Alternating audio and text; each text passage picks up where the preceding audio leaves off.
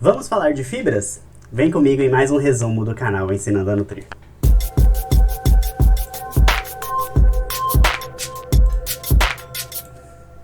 Olá, seja bem-vindo a mais um vídeo no canal Ensinando a Nutrir. Este é mais um vídeo das séries que eu estou fazendo sobre resumo dos macronutrientes, carboidrato, proteína e lipídio. E eu achei importante também colocar dentro dessa série as fibras, porque as fibras são muito cobradas nos concursos públicos. Então, seja bem-vindo a mais um vídeo. Desde já vou pedir para você seguir o canal, nos seguir no Instagram, que lá eu sempre vou publicar as novidades aqui do canal do YouTube Ensinando a Nutrir. Bom, fibras. O que são fibras e o que é cobrado de fibras nas principais provas de residência e concursos públicos mais recentes? Então, as fibras elas são polissacarídeos, ou seja, são carboidratos grandes, elas são grandes moléculas de monossacarídeo juntos, constituintes de todos os alimentos de origem vegetal, e aqui eu vou fazer um adendo. Também existem fibras de origem animal, eu vou mostrar já para vocês, que não são digeríveis pelo organismo humano. Ou seja, a grande característica da fibra é ela não ser digerível. As enzimas digestivas não conseguem digerir as fibras, mas elas têm um grande papel porque elas chegam inteiras lá no intestino delgado e sofrem a fermentação das bactérias, conferindo uma inúmera série de benefícios para o nosso organismo. A recomendação diária de fibras é de 20 a 35 gramas ao dia. E aí vai diferir muito de acordo com a doença. Tem algumas doenças de algumas sociedades de diretrizes recomendam até 50 gramas de fibras ao dia, mas eu recomendo sempre cautela nessa oferta das fibras. Então a fibra, também chamada de fibra dietética, é resistente à ação das enzimas digestivas humanas, ou seja, ela não consegue ser digerida da maneira como um carboidrato, uma proteína, um lipídio é pelo nosso organismo. Eles se dividem em polissacarídeos não amido, oligosacarídeos, carboidratos análogos como o amido resistente e a maltodestrina resistente. Importante lembrar que também existem fibras de origem animal, como a quitina, a quitosana, o colágeno e a condroitina. Lembrem disso porque isso já foi cobrado em concurso, já foi cobrado em prova de residência sobre as fibras de origem animal. Então as fibras, a grande característica dela para você estudar é lembrar que elas podem ser solúveis e insolúveis. Então vamos destacar aqui as principais diferenças entre elas para você gravar na sua cabeça e nunca mais esquecer.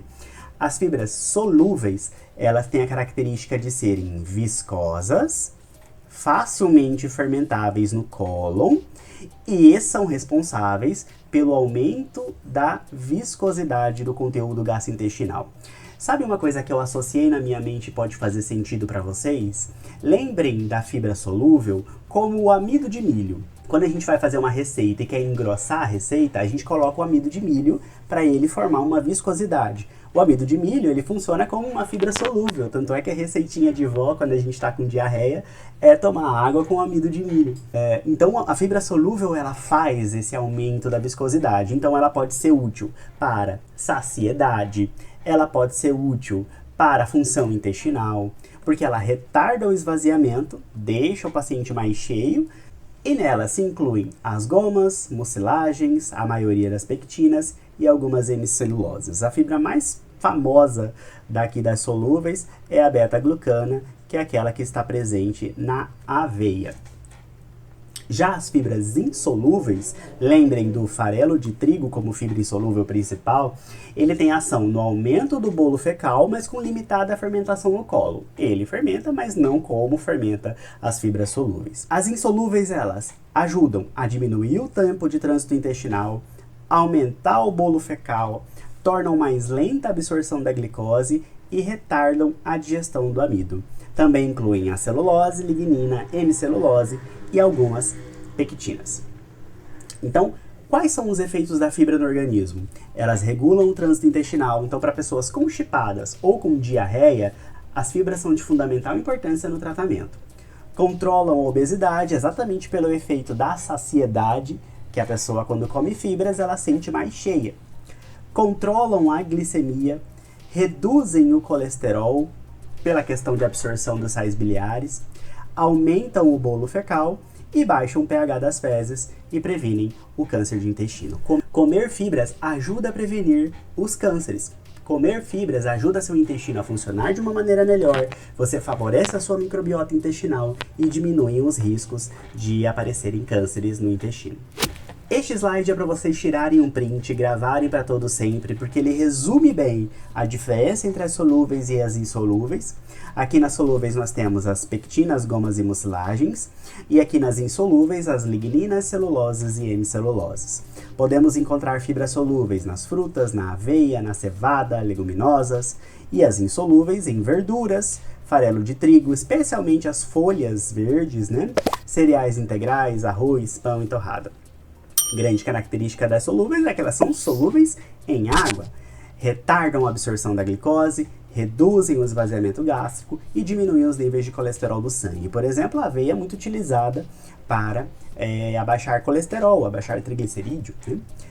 Já as insolúveis aumentam o bolo fecal, favorecem o peristaltismo, previnem a constipação, aceleram o esvaziamento gástrico e reduzem o risco de câncer de intestino. Então, ambas as duas têm inúmeras funções positivas dentro do nosso organismo.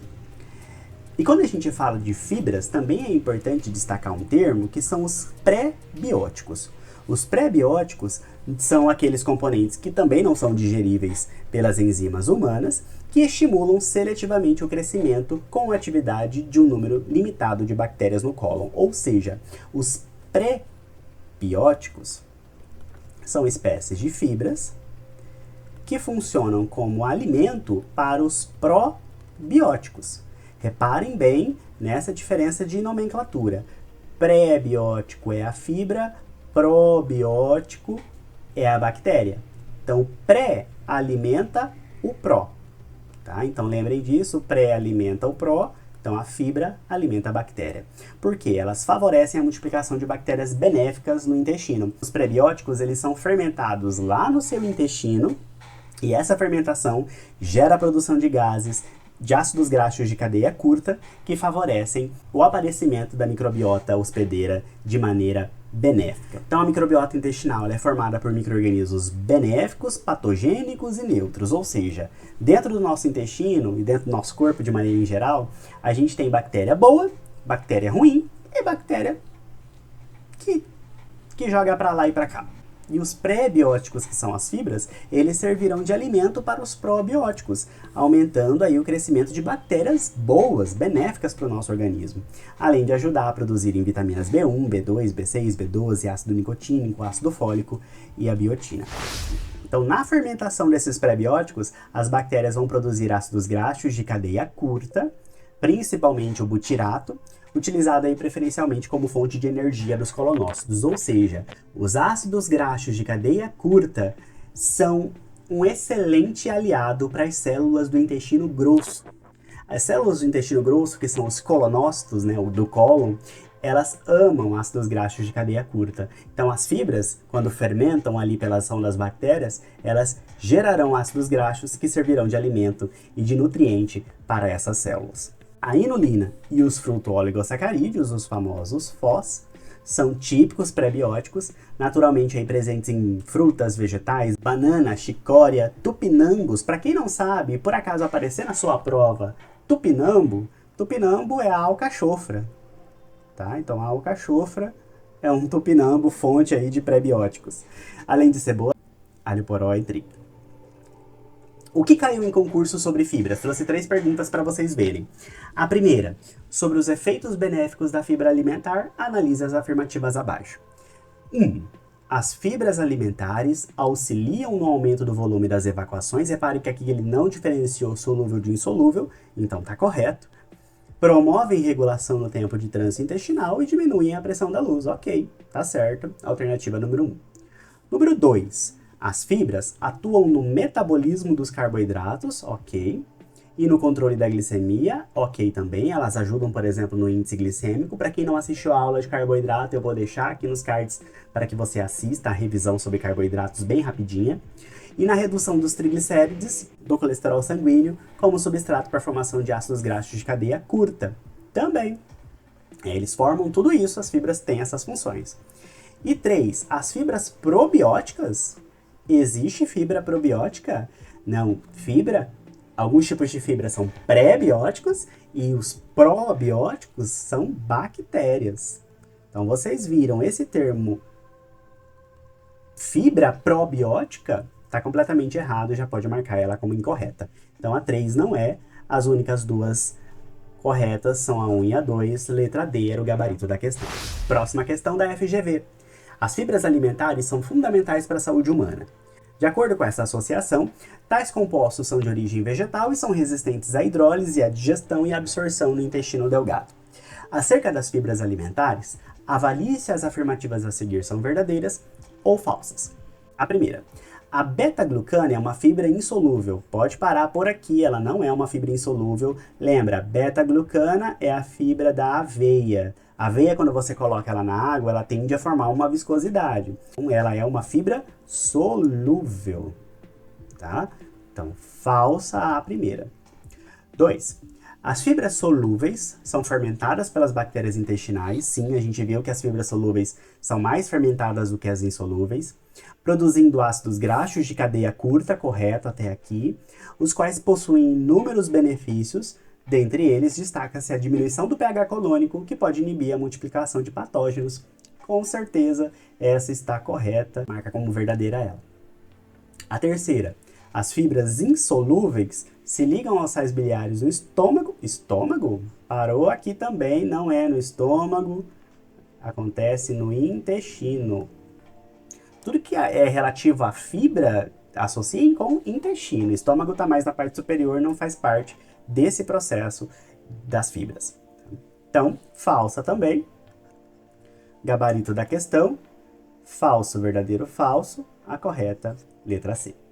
E por último, as fibras alimentares advindas das frutas, cereais, verduras e legumes são responsáveis pelo volume das fezes, alteração da microbiota e redução do tempo de trânsito dos alimentos no trato digestório. Ok. As fibras também são responsáveis por... É correto que se afirma em letra A, maior saciedade, atribuída à sua viscosidade. Correto, já achamos nosso gabarito logo aqui de cara. As fibras solúveis têm mais viscosidade, então por isso elas promovem uma maior saciedade. Por isso que aquela frase, comece a dieta pelas fibras, né? Comece a dieta comendo mais fibras, pela salada, ajuda na saciedade. Vamos ver o porquê das outras? Menor eliminação de ácidos biliares, elevando a absorção de colesterol e lipídios. Falso. Não é elevando, ele diminui a absorção de colesterol e lipídios. C. Produzir ácidos graxos de cadeia média. Não é média, é curta. Um dos exemplos, o butirato.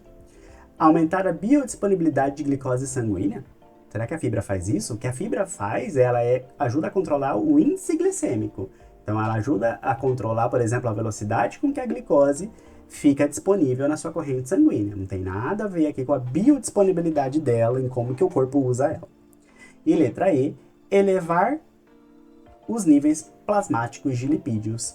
Falso, ela não eleva, ela abaixa, inclusive. Então a letra A era correta. Então vamos encerrando aqui mais um vídeo do canal. Espero vocês nos próximos. Sigam a gente no Instagram, sigam a gente aqui no canal, que em breve virão novos vídeos. Até mais.